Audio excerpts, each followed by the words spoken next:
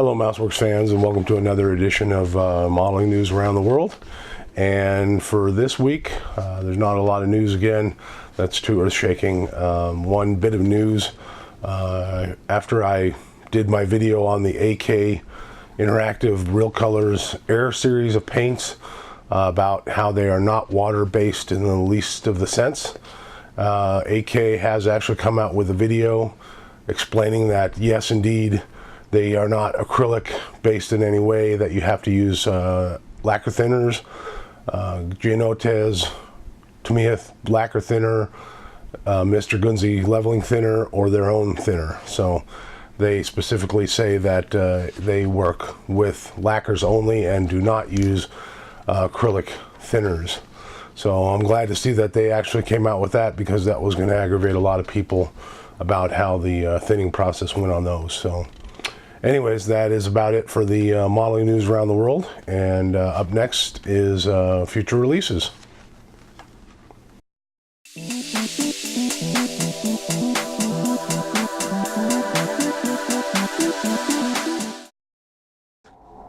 Hello Mouseworks fans, and welcome to the future kit releases for this week. And this week it is going to be a theme of trumpeter models, since they have a whole bunch of releases and have not seen a whole lot of future releases from other companies. So we're going to go through the trumpeter releases, and to top it off, they are coming out with a Chinese PHL03 MLRS, another big vehicle. The next one is a Russian Ural-4320 APC, which looks pretty nice.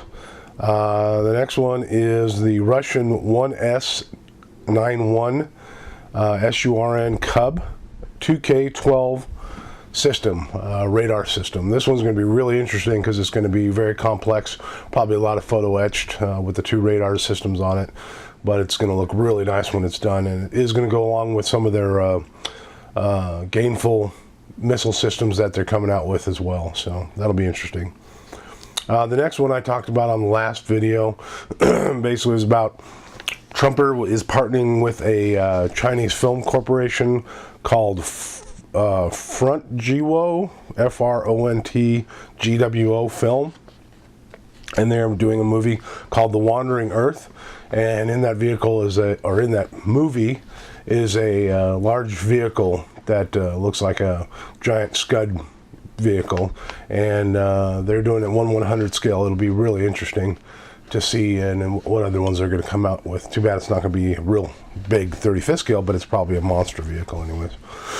The next one up is TOS-1 Borontino, and I don't know if I'm saying that right, but it's also a rocket launching system.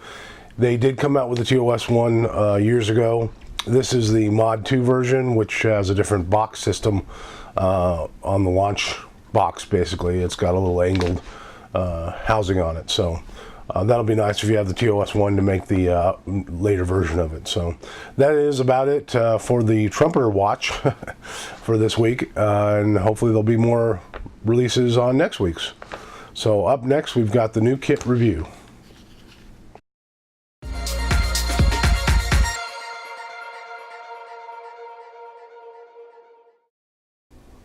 Alright, Mouseworks fans, it is time for the new kit review, and this week we have the Mang British Rolls-Royce armored car, pattern 1914 through 1920. They give you two versions in here, and this one has just come out fairly recently, so it should be hitting the hobby shop soon. It's 1/35th scale in their Velociraptor series, and something different that they're doing. Let's take a look at the box here. They've got one of the other paint jobs here on the side with the spoked wheels, which is the early World War I version, and the AK interactive paint system here. And let's see, that's the same as the front. And this one's got one of the other paint jobs there with the late wheels with the solid rims. And so let's take a look and see what's in the box. Okay, the instructions are in black and white, and it looks like they are nicely done with the not too many parts on each step. I think most companies are finally learning that when you have too many parts, it just gets very frustrating for the modeler, because your tendency to miss a part is increased, and you can't go back to fix it. Shows 4 different versions of the vehicle, A, B, C, D.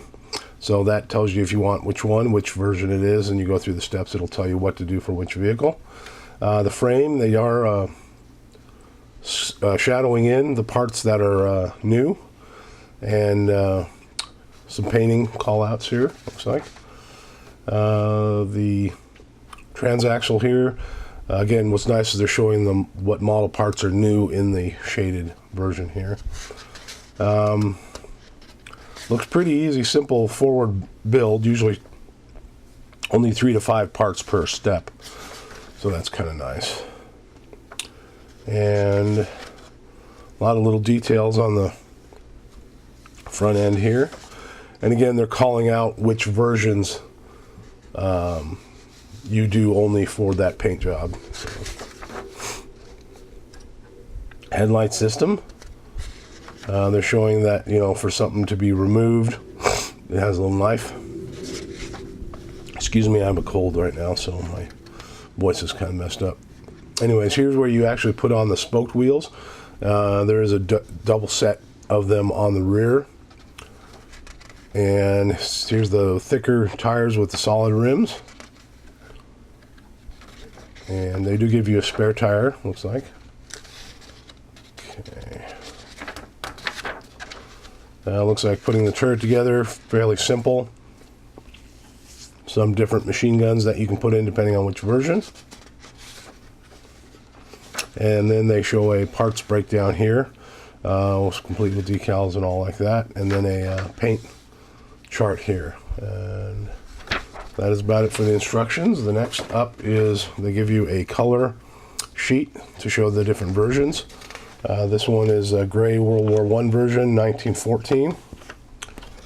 Next one is 1914 also with a camouflage with the black outline. The next one goes to the other wheel style, so this is 1920, post World War I, and has kind of a splinter camouflage, I guess you could call it that. And the last one is the 1920 version with the big British roundel on the front, or on the top and on the sides there. So that is definitely helpful. So now we can go through some of the parts trees. We'll start looking at B. And this one looks like it's most of the turret parts. Some really fine all one piece parts here, which is really nice, because if you were to try to line those up with smaller parts, you'd never get that straight, and it could throw off the rest of the build. The machine guns here look really, really nicely done. They actually, that's interesting, they're actually slide molded, and they must slide mold from inside. Usually they're pointing outside to get the slide mold going, but they've got it slide molded on the inside of the fret. So that looks really good. Next up is A, and this one looks like some fenders, some of the suspension, the frame, which again is real nice. They put a lot of the detail already on them, so you don't have to try to line those up. The main frame, this part right here, is one piece, thank you, because trying to get that straight is very, very difficult. I've built a couple of the mini art small vehicles, and you have to put this frame together, and it's extremely hard to get one piece there. Next one up is C, and this is the tire set. These tires are for the World War I version. These rims are for the World War II version. It has some of the cups for the headlights, real big headlights, and some of the storage boxes. They give you two of the same exact sprue on that. Next part that's up is the photo etched rims. Basically they're like a spoked wheel, and those are really handy. Again, if they try to make them out of plastic, I think they'd be a little too heavy. Some people like to build their own, so good luck with that. That always looks better when they're round, but these don't look bad. And the decals on the other side here for the roundel on the top there, and Next up is the clear parts, which are the headlights. And these are super clear and super nice. I mean, they almost look like an MV lens. They look, they're going to look really good on this vehicle. And then the tires, they give you a pack of 6 of them. And big wide tread. I kind of like that. Might look really interesting on the vehicle to weather those out. Then here is the body, and it comes as one piece instead of trying to put these all together. It's all one molded section, even reinforced here. Also nice if somebody comes out with an engine set, you can actually put it in there and it's got the firewall on the front end there. So you can do that without having to blank that off. So really nice bolt detail. Looking really good.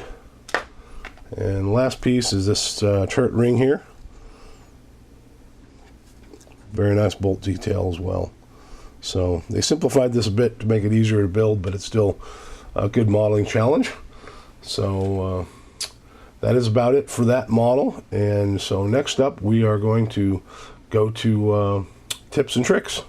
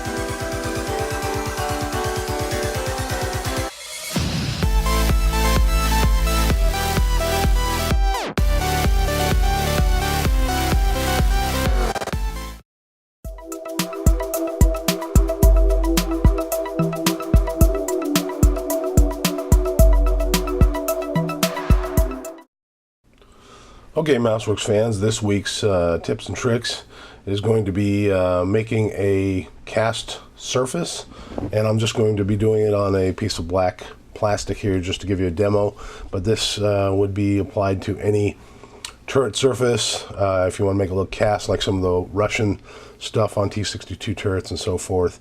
It also works pretty good if you want to just make something rough to make it look rusty.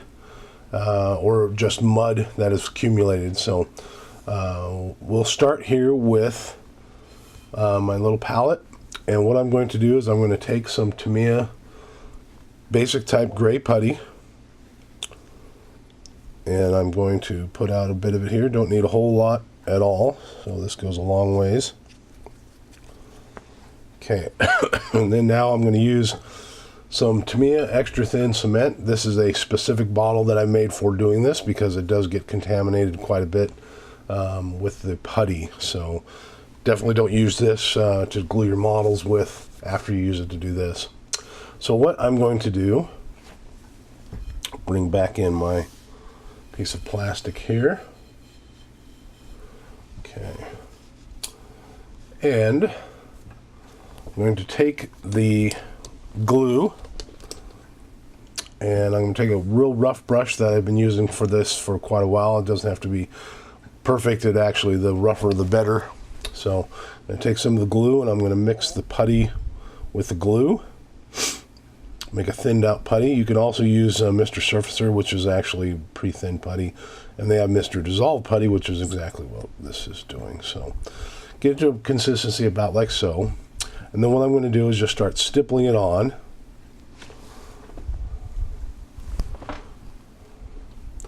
And then as it dries, I'm going to continue to poke at it with a brush, and this is going to give it its texture. And if you want a lot of texture, just keep doing this until it completely dries. If you don't want a lot, then just keep it to a minimum. And then I can also let it dry and then add some more. I want to build up the structure. And you can move in and around parts like grab irons and so forth with this technique.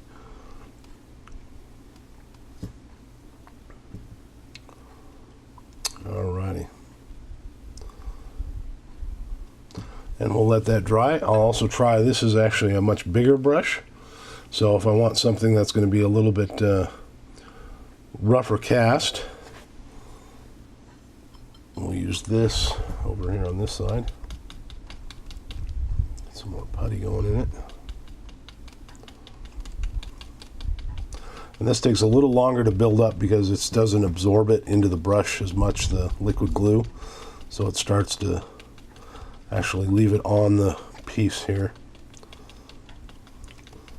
So you can see it starts to dry, and then that's when you can start picking up some of the texture.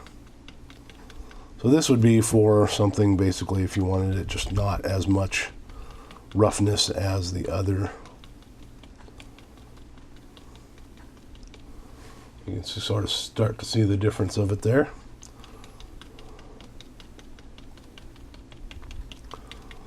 Now if I were doing a rolled steel, what I would do is actually, once this is dry, which it's almost dry right now, is I would actually sand off the bumps and then do that a couple times, stipple some more, sand off the bumps, and then it'll actually look like pits in the steel instead of actually bumps like sand casting.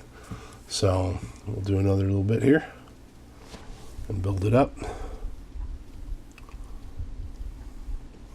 Alrighty, so that's all there is to actually doing some of the texture, and I will show you some examples of texturing next.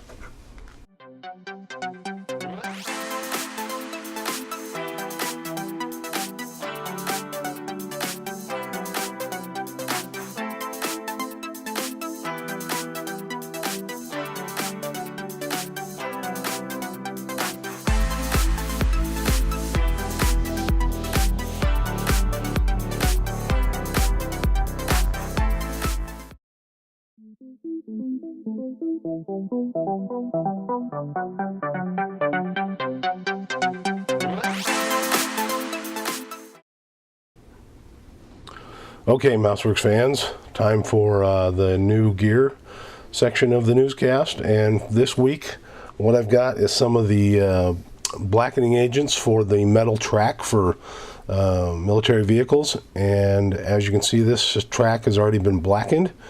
There are different levels that you can blacken track at. You can simply actually paint the metal tracks. They should be the basically the die-cast looking type tracks that takes the blackening the best. These were blackened quite a bit, as you can see. The stuff I usually use, because I still have some left over, is this stuff called Blacken It, which is excellent. Unfortunately, it is not made anymore. There are a couple other companies making Blacken It solutions, including AK, and these guys who are from England, and they have a new system that is actually a two-part system. And this is made to be used and diluted with water, so this actually goes quite a long ways. That's the most concern people using the Blacken It, is that it's very expensive to use because you use a lot of it every time and you cannot generally reuse it. So this being thinned out, this will actually go a long way. They do have a two-part system. One preps it, one blackens it, and I haven't tried this yet, but it looks like a pretty good system. You can actually adjust how much blackening you get from this company. It's called VMS out of England. I think you can get it through a couple places here in the United States. So anyways, let's take a look and see how this stuff is working. So I've got a little sprocket here which has not been treated. Usually you want to wash it with a little soapy water, that way it gets some of that mold release loose. And so I'm just going to pop this stuff open. This stuff is kind of nasty little stuff, so just be careful about handling it. Okay, so I'm going to put a little bit in a vial. All right, and I'm just going to take the item itself and dunk it in there. You can see again it's nice and silver. We'll dunk it in there, and we'll get a little close up here better of how it's starting to work here. So make sure it gets submerged, and swish it around a little bit. You can see it's actually starting to darken a little bit. It happens pretty quick, so just be aware of that. And it will blacken the actual material itself, the liquid. So you could maybe use it once more. You can also dilute it with water, but it sometimes does not work very well. It usually works better just being straight. Okay, after wiping it down and letting it dry, this is what we got on this part. You can see how it's basically corroded and blackened and made it look all kind of rusty in colors. Some of the parts, like these teeth, the little inside divot there, did not get to because it got air bubbles in there. You can always brush those as it's starting to blacken. Take an old brush and brush in there to get the fluid in there. That sometimes helps. Sometimes it helps to treat them with soapy water first and then dry that off and then do this. Supposedly that VMS does not have that problem. They still say to brush it just to be sure, but you can kind of see. I know it's kind of hard to see on this camera, but how it looks on all sides there. So anyways, that's all there is to doing the blacken it. Here's some of the tracks. Again, they had little air bubbles in them, but these ones were soaked in there for pretty long, so they're kind of quite a bit dark. So you can also sand the edges of them to bring back that metal look, so it looks like they're worn. So anyways, that's about it. So thanks for watching this week's video on MouseWerx News. And as always, I appreciate your support and buying of the MouseWerx materials over there on mousewerx.com, MAUSWERX.com. Check out some of the different tools that we have and modeling supplies and videos. That's how I support the channel and how you can support the channel. If you'd like to support in other ways, just let me know and comments below. And have a good day and keep on modeling.